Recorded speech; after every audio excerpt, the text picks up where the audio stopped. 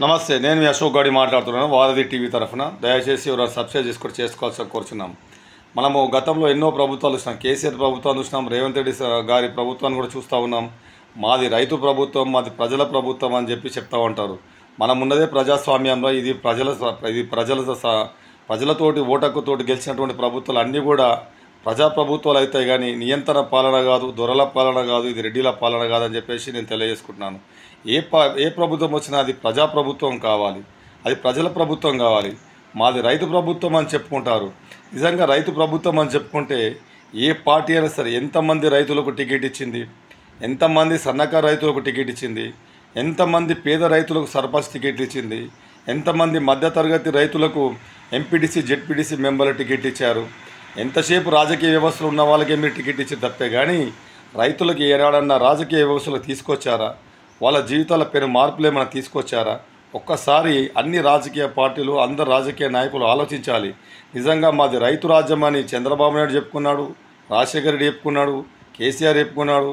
మరి అందరూ సీఎంలు చెప్పుకున్నప్పుడు నిజంగా పార పట్టుకొని, నాగలు పట్టుకొని అరక దున్నే రైతుకి ఏ పార్టీ అయినా పొలంలోకి పోయి బీఫామ్ ఇచ్చి, అన్నా మీరు మా పార్టీ తరఫున నిలబడండి, మిమ్మల్ని గెలిపించుకున్న బాధ్యత మాదని చెప్పేసి ఏ పార్టీ అయినా అన్నదా?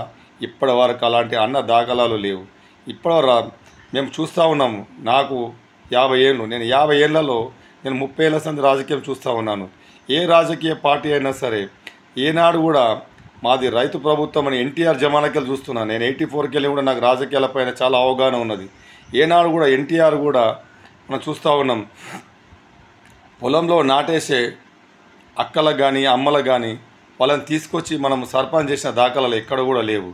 ఎవరు లేని ఎడల, ఎవరు దొరకని ఎడల మనం చేసిన తప్పితే, కానీ నిజంగా రైతు రాజ్యం అనుకున్నప్పుడు రైతులకి పగ్గాలు ఎందుకు అప్పగించరు? రైతు కన్నా తెలివంతుడు ఈ భూమి మీద ఎవరు ఉండరు. రైతు ఎప్పుడు ఏం చేయాలా, ఎట్లా చేయాలా, ఎప్పుడు మనము వ్యవసాయం చేయాలని చదువు రాకున్నా తెలుసుకునే వ్యక్తి. సింపుల్గా చెప్పాలంటే మనము రైతు అనే పేరు తీసేసి అగ్రికల్చర్ సైంటిస్ట్ అనే పేరు పెట్టాలి రైతుకి. అగ్రికల్చర్ సైంటిస్ట్ ఎవర్రా అంటే మన రైతులని చేసి చెప్పుకునే రోజు రావాలి. అదేవిధంగా రైతుల జీవితాలు ఎందుకు బాగుపడతలేవు? 75 ఏళ్ళ భారత స్వతంత్రంలో రైతు అనేవాడు ఎక్కడున్నవాడు అక్కడనే ఉంటుండు. ఒక సినిమా యాక్టర్ కొడుకు సినిమా యాక్టర్ అవుతుండు, ఒక డాక్టర్ కొడుకు డాక్టర్ అవుతుండు, ఒక లాయర్ కొడుకు లాయర్ అవుతుండు, ఒక రాజకీయ నాయకుడు కొడుకు రాజకీయ నాయకుడు అవుతుండు. కానీ కేవలం ఈ దేశంలో ఒక రైతు కొడుకు మాత్రమే రైతు కానికి సిగ్గుపడతా ఉన్నాడు. గతంలో మనం 30-40 ఏళ్ళ క్రితం చూసేవాళ్ళం. నాకు ఉద్యోగం వచ్చిందంటే ఏమరా నీకేమైనా పిచ్చిలేసిందా? మనకు 100 ఎకరాల భూమి ఉన్నది, మనకి 20 మంది పనులు ఉన్నారు, మనమే 10 మందికి అన్నం పెడుతుంటే నువ్వు ఇంకోని దగ్గర పోయి అడుక్కోవడం ఏంద్రా అని చెప్పి తిట్టేవాళ్ళం.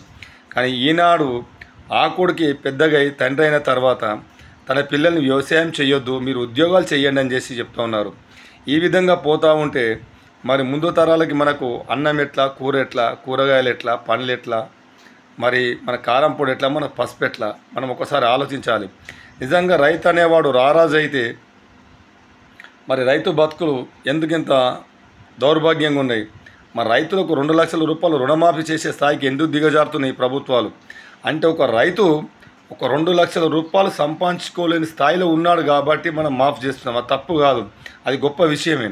కానీ ఆ రైతే సంవత్సరానికి 10 లక్షల రూపాయలు ఏ విధంగా సంపాదించుకోగలుగుతాడో ఈ ప్రభుత్వాలు కావచ్చు రకరకాల వర్క్షాపులు పెట్టి రైతులను చైతన్యవంతులను చేసి రైతుకు ఎలా లాభం పొందగలుగుతాడు, రైతు ఎలా లాభం పొందగలుగుతాడు అనేది మనము